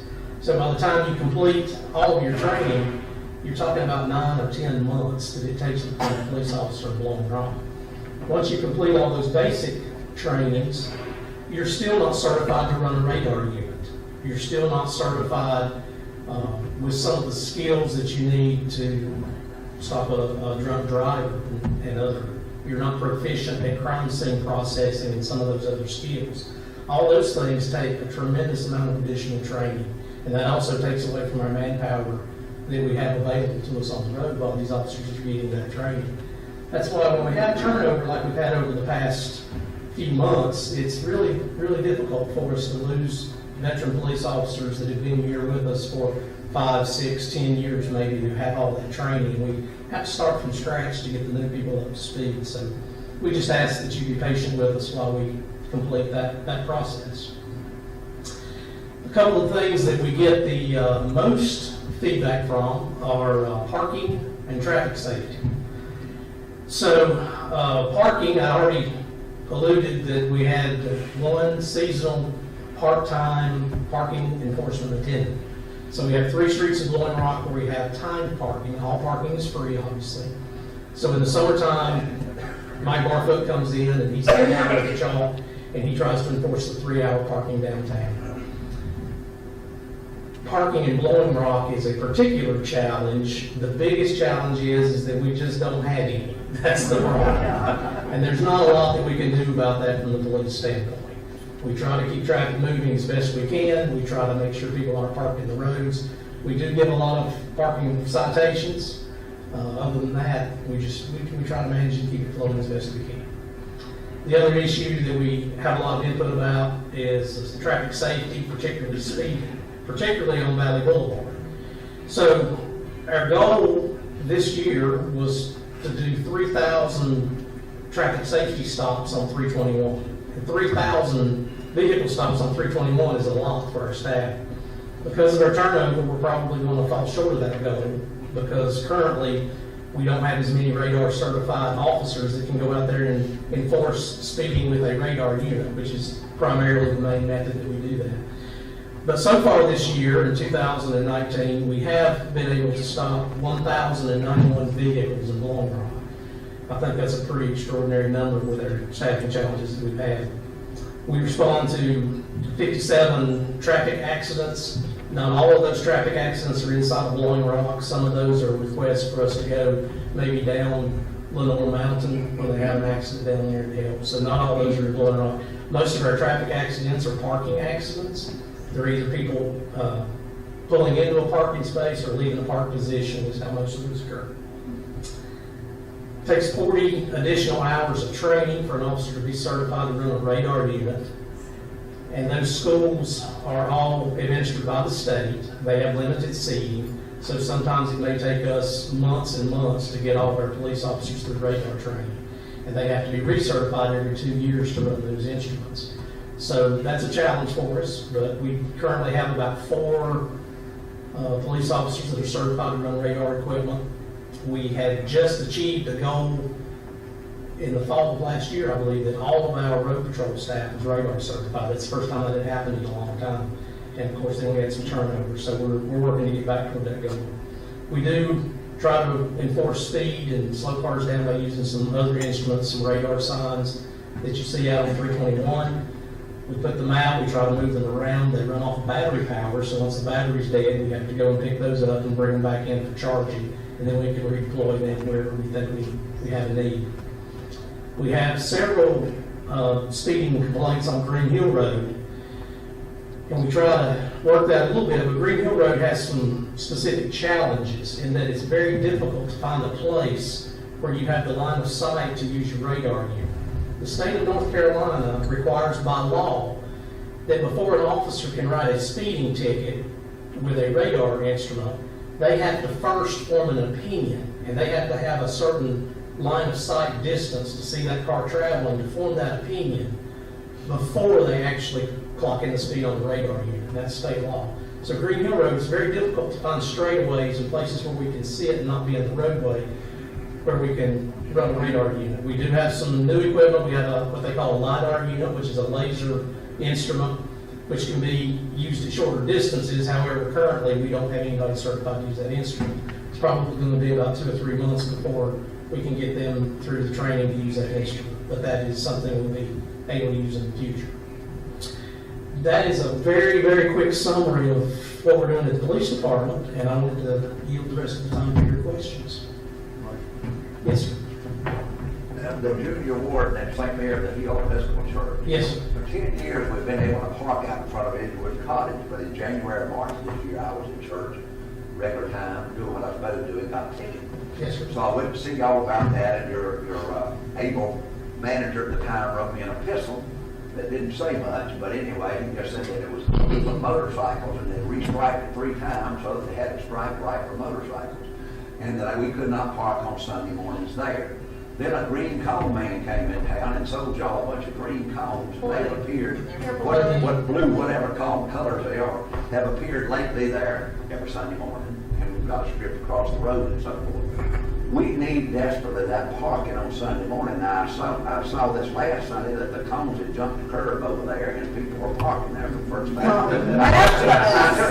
It's a Methodist on that. And Lord, you'll never park there when you won't let the pistols. It's money talking up there. Money talking. But anyway, we desperately need those places. And on Sunday mornings, we just need them. And I tell you, we've used them for 10 years, and all of a sudden this craziness has started. So we want to appeal again, as I'm the junior warden of the St. Mary's Church, Episcopal Church, and we want to appeal again if somehow, some way on Sunday mornings, before the motorcycles get in town, that we're able to go up the church and park there on Sunday mornings, because the Methodists are doing it now. So we're appealing to the manager. You can thank the manager for the policy change. We went back and forth on that area a little bit. One of the challenges that we run into is when we allow church folks to park there in the mornings, especially during the summertime when we have visitors coming into town. Church lets out at 12 o'clock. No, we're out at 11:15. Okay, well, you're a little earlier. Yeah. So, but as the church people are leaving, visitors see that and think that they can park there. So they backfill those spaces. That's the problem that we continue to have. Then by afternoon, we have cars, by 1 o'clock, we have cars parked there, and then we get complaints that we're allowing people to park there. So that's been the challenge. We have tried to relax that over the last couple of weeks. We're going to try and see what happens. We're trying to move those blue cones over, and I'll talk about the blue cones in a second. We've been trying to move those blue cones over on Sunday morning to allow the church parking, and then move them back immediately after church parking. We're going to try that and see, as long as, I don't get complaints about not enforcing it, because that's not my decision. It's not my decision who parks there. That's a council decision. We just enforce the ordinances as they're passed. So we're trying to balance that best we can. The blue codes, I'm glad you noticed those. One of the issues that we were having, because we're a tourist town, the visitors, we have a different group of visitors, a lot of day trippers, like Mr. Fox mentioned earlier. The day trippers come up and they're not familiar with their ordinances and they think they can park wherever. And it ends up being our visitors that get the parking citations for parked in no parking zones. And then they write these nice long letters and send them to the mayor, and they always end the same: I'm never coming to Blowing Rock again.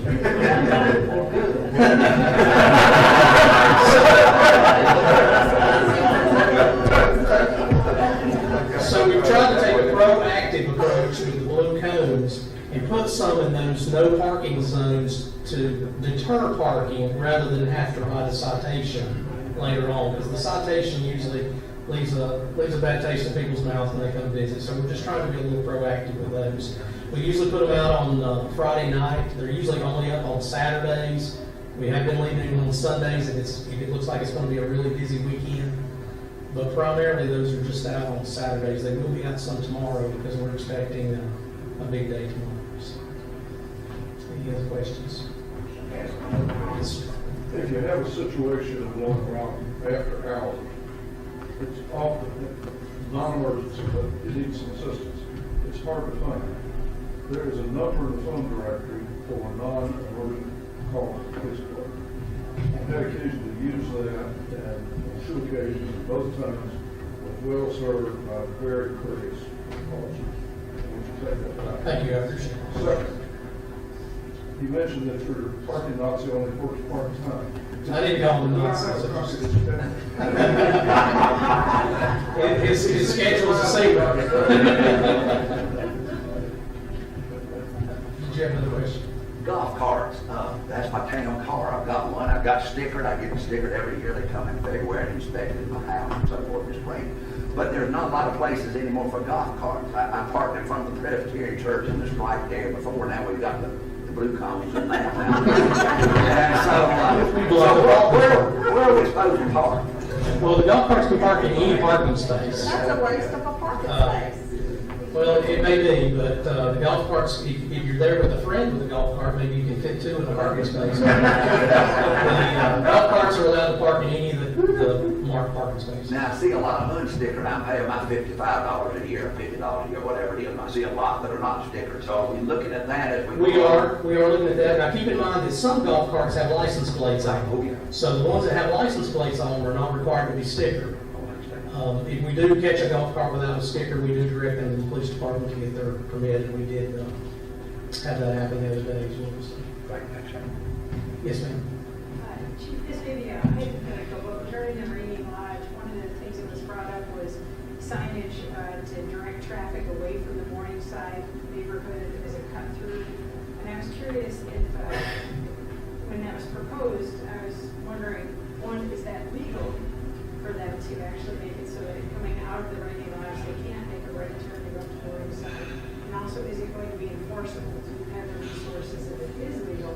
Will you be able to enforce that so that the morning side neighborhood where it does not become a traffic? Can you repeat the question? The question was, is how do we intend to enforce the traffic pattern that was approved in the CUP for the Rainy Lodge, which is no left turn on one side and not coming down the 221 intersection? That, the main way that you will enforce that is with physical barriers. There'll probably be some kind of a concrete island that will help prohibit traffic from turning left coming out of there.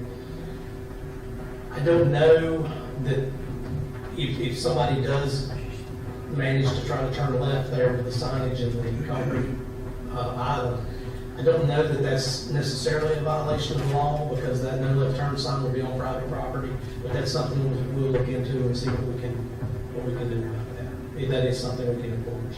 And I volunteer to be part-time deputized to keep track. Yes, sir. What are you going to do to prohibit delivery trucks of a certain size from using the road side? That is already currently enforced.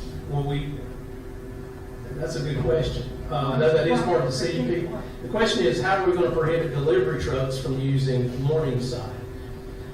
Our town code does allow the council to designate certain streets that are not allowed for trucks over a certain size and then through trucks. This is already. Right. So if it's already designated that way, then it will be enforced, and there's a fine. We can give them a civil fine that, the fine is outlined in the town code already as to how much that is, but we can't stop them and give them a civil fine.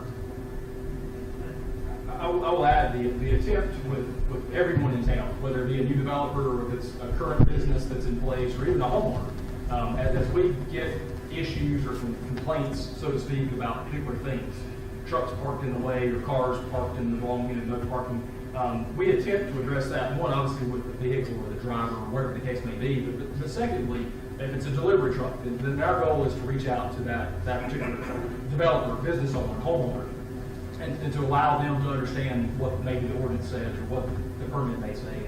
And so we currently do that, and that's something that does happen, especially this time of year, as the town is extremely busy. We do a fair deal of that type of communication with the owners themselves, and letting them know to help us police that activity, help us to stop whatever may be happening.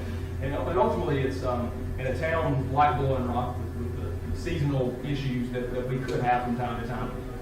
Like we said earlier with the short-term rentals, we are our best assets in helping one, report things as you see things, allow us to know, and others is another avenue is to hold others accountable during that time. So we do a fair deal of that now, and we communicate really well within the community. So just like with Morningside or others, absolutely, that's something that we want to hear and we want to see. If things aren't being followed, then we obviously don't have the manpower to sit and watch through processes take place. And so you are the best information or informant that we have. So that's perfect. One similar example is we have an ordinance that prohibits delivery trucks before 7 a.m. in the morning. So occasionally we do have a complaint about delivery trucks, and we have gone as far as issuing a civil citation to the vendor, to U.S. Foods or whoever it may be that are doing that. So we do have similar issues that come up from time to time. Yes, sir. If a developer is violating the terms of the CUP, what action can we take? Can we shut down the business? Violation of CUP is not a law enforcement issue. That would be a planning and zoning issue, and that's a civil issue, so I would have to defer that to Mr. Fox. Generically speaking, if a CUP isn't being followed, right? So if the development has taken place, and I would say if the development hasn't taken place, we've got a lot more leniency there to obviously to stop the development. We can pull permits. We can stop the process from taking place. If the development's taking place and there's a permit, there's a condition attached to that particular area that's not being followed, it is a civil matter. And so for us, we would go through the procedures of one, obviously contacting that particular individual or that entity that's in charge of that property. If we get to the legality side, that would be our option. I mean, that would be where we would have to go. It's much easier to stop the process before it ever begins, obviously, before the development fully takes place. Once it takes place, then it becomes a civil issue, and ultimately the only option, ultimately, if you get to that point, would be part of the legal process from the town. Any other questions? Are there any ordinances against, or when you start to make a lot of noise, like in the mornings? Yes. Because on Monday mornings, sometimes I hear these noises that sound like a forklift truck in reverse and other slamming around noises. It seems like it's coming down in this part of our house is Sunset. And the other morning, I mean, it was barely daylight, and we're hearing all this industrial noise. 7 a.m. is the earliest the delivery trucks should be moving. If you have that happen, if you give us a call, okay, we'll be happy to send a police officer out to investigate that. I don't know where it's coming from. But we'll, it sounds like it could be a garbage collection truck. Yeah. Maybe, but the only thing I can suggest that you do is just please give us a call at the non-emergency number. We'll send somebody out and we'll do our very best to investigate where it's coming from. I'll add, not our, it's garbage truck is not our. No, it's not. It's not our truck. It's not. Yes, nor is a process. Depending on what you're speaking of, let's say roughly 11 to 7 is prohibited. And there's some exceptions to that from whether it's glass bottles in restaurants and outdoor music and things like that. But let's generically say, if you hear something from 11 to 7, let us know. Let us know about that. Please let us know. I do have a lot of people that come up to me on the street when they see me out walking or whatever. They want to tell me about something that happened 2 or 3 weeks ago, and that's great. But it would be better if you call us when it's happening, when we can actually come out, investigate, find out what's going on, and maybe actually do something about it. So I encourage you, please call. Yes, ma'am. Has there been any consideration to the motorcycles that are on Main Street, maybe having a central point, place where they can all park and maybe shut in like they show people where Paul was, part of the car. I know people love their motorcycles. It's in front of the Episcopal Church.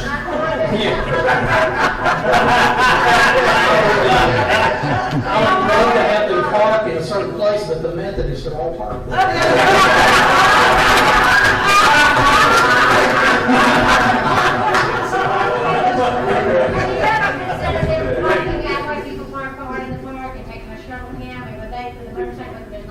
Well, if we had a parking area that was owned by the town, which we do not, a remote parking area, so we can't have them park on somebody else's property. Baptist church. There isn't. We'll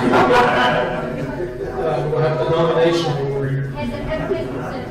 Not to my knowledge, but we can certainly toss that around. Well, I do think when they're there, they're really loud and on Main Street. I thought it was one of them a couple weekends ago. I mentioned a motorcycle, but I've never seen it. It's so noisy. You could hardly walk down the street. Was it last Sunday that Mount Vernon Church had they actually have a special service for motorcycles. And it's huge. It's a lot of motorcycles. This was maybe 3 weeks ago. Okay. I think it takes away from the We can certainly toss that around and see. Any other questions? Well, hearing none,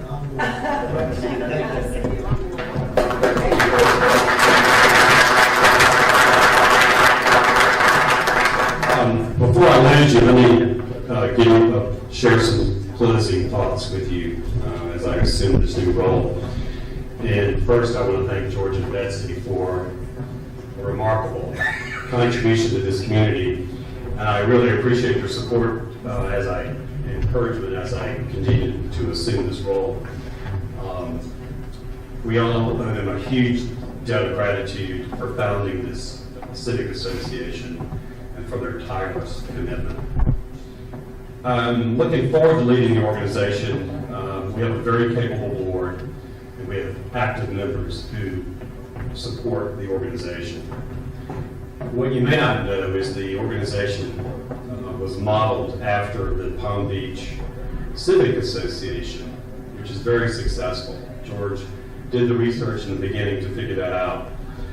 And many resort communities around the country share the same issues that we do in Blowing Rock. So this is not a unique situation, but one that has been addressed by a number of communities around the country in a very similar way. At the Civic Association, we try to be a strong voice for homeowners, just like the Chamber is a strong voice for business owners. And we strive to independently determine the facts and assure that decisions are made with all the facts on the table, as George shared earlier. So when you visit our website, you'll see up here next to the rock, Mr. Mayor, it says a unifying community voice. And unfortunately, over the last 6 months, we've had not been unified. The public hearing on the land use code changes for downtown and the public hearing on Rainy were difficult times for Blowing Rock. I've learned that everyone in the community, the entire community, has a great love for our community and wants the best for the future of all the residents and all the taxpayers. So I think it's time we acknowledge sort of that elephant in the room, that lack of community that we've experienced, or lack of unity that we've experienced for the last 6 months. And it all has to do with the redevelopment of downtown, especially Main Street. And let's begin a process to bring the community together to address these issues. The question is, for us, how do we protect our historic village while we amend the land use code to encourage compatible development? That's very clear in the 2014 comprehensive plan. That was a major goal of the comprehensive plan, to recognize that protecting the village was number one, but also there are changes that need to be made in land use codes that we talked about, for example, Valley Boulevard all the way to West Main Street. So accordingly, thank you for the council members over here, we respectfully recommend that the town council adopt a process before the election that includes the community, the town council, the town manager, the planning director, the planning board, and a professional advisor to really help us implement those recommendations in the comprehensive plan.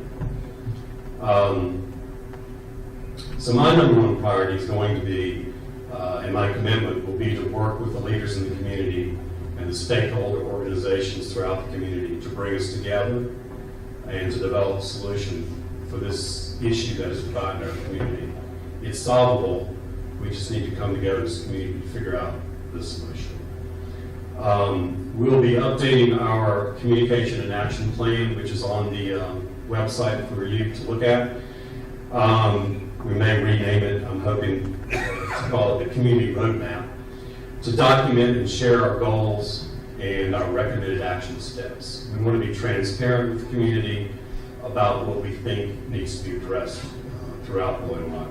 So please join me and our board as we reach out to the community to try to achieve this key goal that I mentioned, all the goals that are mentioned in our action plan. So thank you for your support, for hanging in, and we really appreciate Mr. Fox and our police chief for sharing a great deal of information, and of course, our leaders, George and Betsy.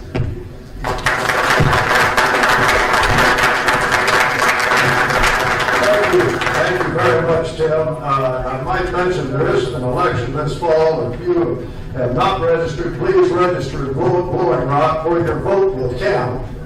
You know, oftentimes in the big cities it doesn't, but if you live in Blowing Rock, register here and vote. It's going to be important. 2 council seats and the mayor will be in the election this fall. Appreciate your being here. See Betsy, by the way. You can contact her and she'll have information for you on registering to vote. We really appreciate your being here. We're off to a great year, and thank you for your support. Yes, Bundy. Move the meeting be adjourned. All right. No objection, we're adjourned.